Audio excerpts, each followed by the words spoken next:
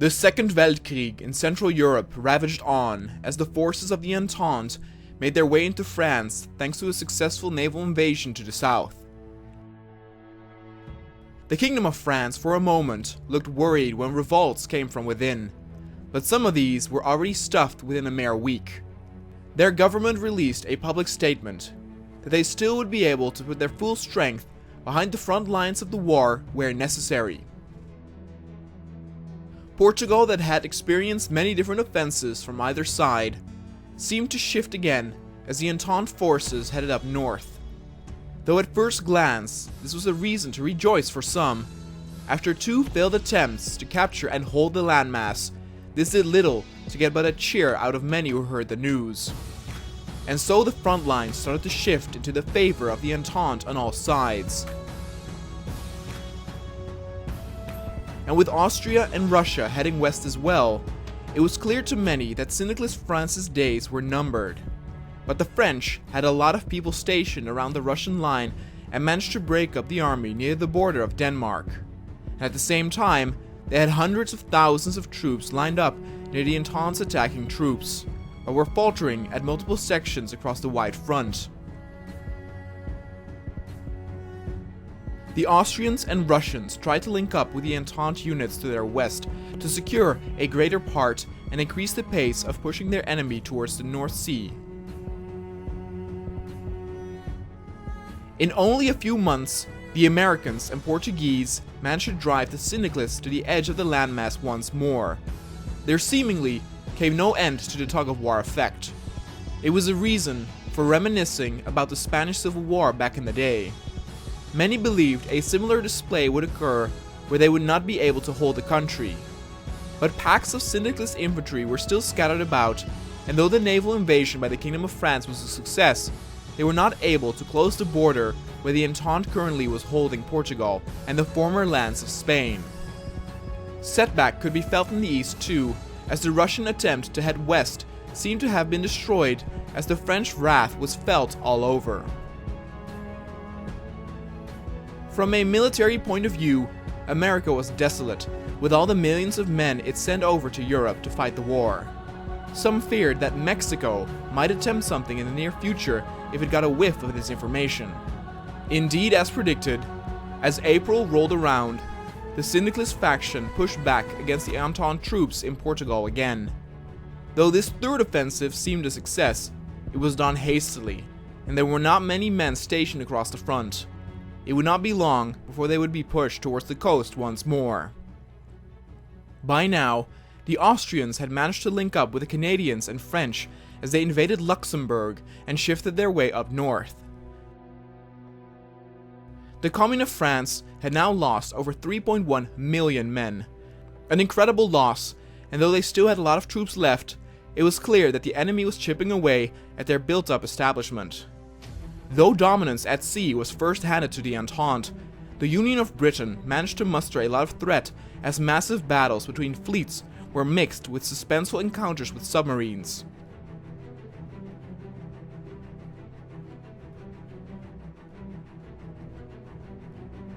A small part of the American army headed into Central America as they were not seen as an important opponent, but rather a quick stab to gain some extra necessary resources.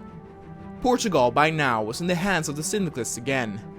What stood out was the fact that many of the soldiers fighting here were of Italian descent.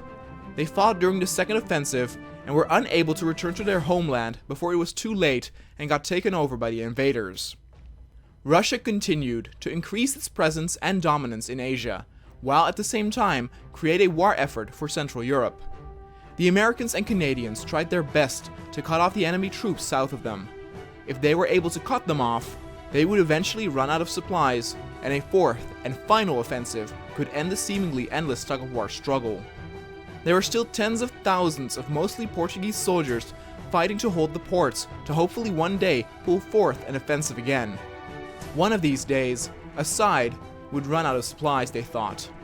But desperation seemed to hide the fact how powerful the Commune of France actually was. Then on the 26th of June 1943, Dwight D. Eisenhower announced that the cowardly Central American nation could no longer withstand the pressure from the overwhelming presence of American forces throughout the country. The Central American government chose to flee and went into exile. Their main forces had capitulated, and the United States of America was now in control of their home area. Halfway through July, the Austrians had managed to take a large part of France back and were also well on their way heading into Poland. There was still a large main supply line running through former Belgium that they currently were aiming to overtake. By the 14th, Luxembourg had indeed capitulated as the Entente forces moved up north. They were getting closer and closer to the coast, and many soldiers thought that the end was near. But the Syndicalists had millions of men lined up across the French countryside, and their resilience had been showcased in the past. The Portuguese, who had been pushed to the coast, were diluted even further, and many were not that confident in the existence of a fourth offensive after all. Things also started to falter in the north, as part of the Commune troops managed to flank the kingdom's forces to the east and were headed in to retake the ports and harbors during the naval invasion by the Kingdom of France. The Russians had also encircled Poland, and together with the Austrian troops, they were dealing death and destruction as they crushed the nation from all sides. Poland stood alone. Aerial photographs made it stand out to anyone that France and Poland would fall in the next couple of months. But there was that one small part of the Syndicalist army that countered across the French coastline that should not be forgotten. Though Poland did not lose as many people as the Commune of France had, they were not as equally powerful, and thus the death and destruction hit much harder. Once Poland would have been dealt with, all of Austria, along with a lot of Russians, would come down upon France with terrible anger. The news about the losing Syndicalists fueled the Portuguese with the motivation they needed to start another offensive of their own.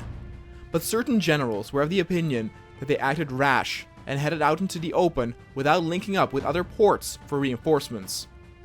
Then by the 26th of September, Austria and Russia had completely engulfed the French territory that formerly belonged to the German Empire. Holland would be left alone, while the forces would now start to pound on the Belgians. But their priority at this time was still to engulf Poland in flames. Though they were not as powerful as the French, many of them did not give up without a fight. The Austrians and Russians made headway each day, but it came at a great cost. The offensive started by the Portuguese ended in total failure. Not only were they pushed back, but they were also broken up even more. Now the chances were very likely that they would completely be obliterated from the area, as some were now stuck in areas that they could not be evacuated from. On the western coast of France, reinforcements had arrived from Portugal and Spain that were eager to fight. By now, the Syndicalists were able to push the front line back east. Poland still held on, despite not having a chance. The Finnish soldiers attacked from the north and wrote back to their family how brave the enemy soldiers were for standing their ground despite all the loss and bloodshed. The flanking Syndicalist force continued to eat away at taken ground and possibly to take away all ports in the French territory. If they managed to do this, all future Entente reinforcements needed to head in through Italy, greatly delaying and decreasing their effectiveness. By attacking alongside the coast, the Commune of France was now able to attack Entente troops via their south side, attacking them from two sides at once and dealing major damage. The Entente members screamed for aid from Austria and Russia, but they were not about to leave the Polish region that was about to fall. Entente infantry and armored divisions were cut off in large chunks, and the Syndicalist vengeance was swift and deadly. Many took the invasion of France personal, and those who surrendered on the Entente side often met terrible fates once captured. Then at the end of 1943, word came out that Warsaw had fallen. Once described as the Paris of the East during the Renaissance, Warsaw hit rough times in recent memories. There was hope after the Weltkrieg of renewal, but alas, fate had not been kind, as the socialist Polish army collapsed trying to defend the city from both sides of the Vistula River from advancing Russian forces. Poland's demise was imminent, and indeed, the very next day, the country officially capitulated. What would come next would be crucial for both sides. France was on a successful offensive, but would Russia and Austria be enough to stop the advance altogether.